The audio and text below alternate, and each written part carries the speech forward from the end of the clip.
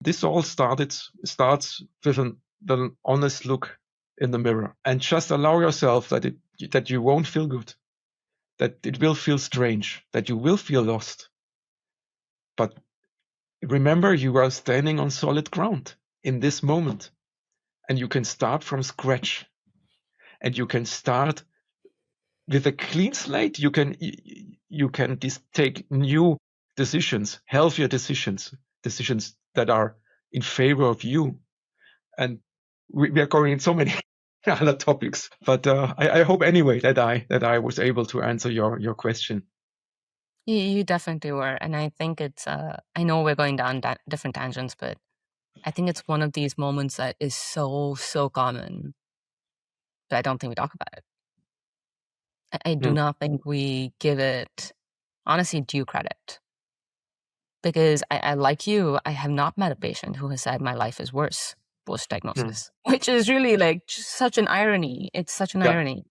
Yeah. But I just haven't met them. And life is much harder. It feels much harder. It can be devastatingly difficult. And yet, especially those who are dealing with metastatic disease is something I have seen. They just, in a weird way, have a better emotional life. And I don't think we talk about it. And I don't think traditional therapy talks about it. Okay, so you're going through this many months later. You're looking at yourself in the mirror. You make this decision to start from scratch and to kind of question the world that you live in. You start exploring integrative medicine, but you're bringing to it a scientific mind.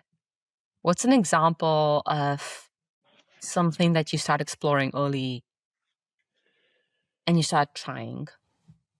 This relates to a question that I ask myself, and I guess probably everyone asks themselves this question: why me? Why the hell just me? Why did I get this? And after some time, I got an answer from somewhere, from the universe, so that you can be a shortcut for others. And that was the moment when I thought, well, probably I'm writing a book about this, not about praising myself, but giving some inspiration and some ideas on all the things that are out there that could be helpful. There's no guarantee, but just to raise this awareness, you are not stuck in this being a passenger on your own journey.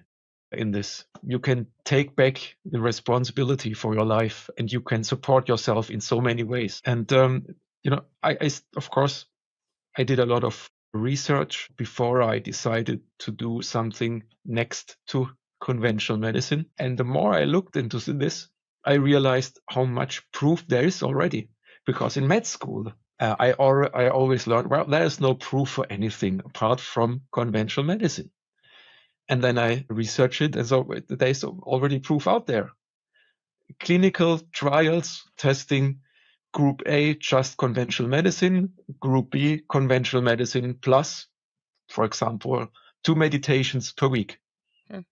Statistically significant, less time in hospital, less side effects, longer remission times.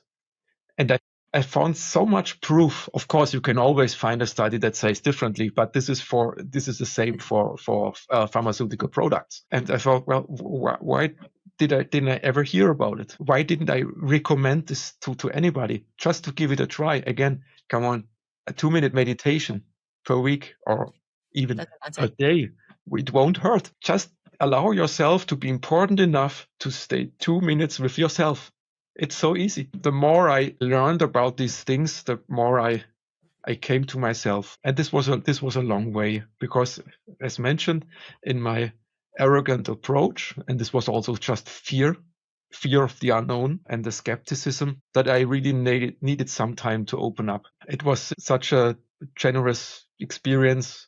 I'm so grateful for the therapists that I met. So many good people out there. I am struck by the use of the word generous. What do you mean by it was a generous experience? Yeah, some things like being grateful. Gratefulness is something that I couldn't even use it before my diagnosis. Awareness, what's this, and other terms in this direction. But there are so many things out there that you can be grateful for every single day. It just means where you place your focus on. And many times, I think it often just starts, for example, with a conscious breath, and one thing leads to the other. And I also thought, well, meditation will never be for me. My problem is out there. What use can it be when I sit there and do nothing?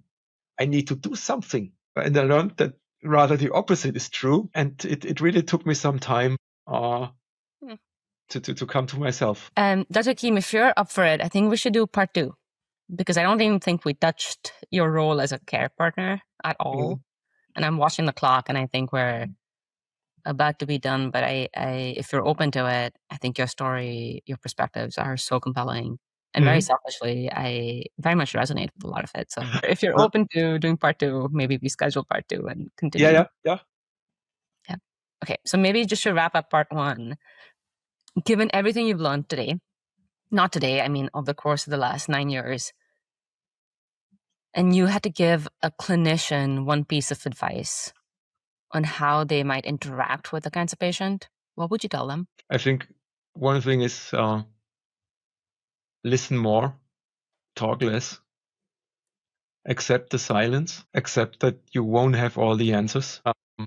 I think one of the biggest gaps is that we focus heavily on explaining what we are going to do medically, but we rarely address what is happening inside the person. And I often had the impression that we are not even afraid of it. We don't feel well about this area and try to avoid it. Then see a psycho-oncologist and now have a good day. And this is also because I believe we assume that more information creates clarity for the patient. But very often it creates the opposite, because the person has no framework to process it, to process all the information. Anything outside conventional approaches is still often dismissed too quickly. So a certain level of openness would be really helpful. And it's not about believing in everything out there, but if you feel that the patient hopefully is hopeful and believes in something, and you know for sure that this will not harm the patient, why not just say, well, okay, if you believe in it, just try it. I have no experience in it. It's okay not to know everything. I have no experience in it. Just try it. And please tell me how it was for you. I want to learn. More openness, more humility, and the understanding that we are treating human beings, not a simple lab biological system. This is what I would be grateful for in my colleagues. I suspect that will resonate with a lot of clinicians. I suspect clinicians know. And I suspect that clinicians are also really burnt out. Yes. Sometimes they don't have the space. It's almost impossible for them to do it because they don't have the reserves themselves. And all this to say that I think clinicians would actually really resonate with what you just said. Yes, yeah, no, it's definitely not meant as an offense. It's in a system where there's just no place for the human being anymore. So, super true. Okay, on that note, we're going to take a pause and then we're going to come back for round 2 of this. This podcast, show notes, and newsletter is for general informational purposes only and does not constitute the practice of medicine, nursing, or other professional healthcare services, including the giving of medical advice, and no doctor-patient relationship is formed. The use of information on this podcast or any materials linked from this blog is at the user's own risk. The opinions of the speakers are their own and do not represent the opinions of organizations they're affiliated with, nor do they reflect the opinions of Mantacares Inc. or Mantacares' sponsors.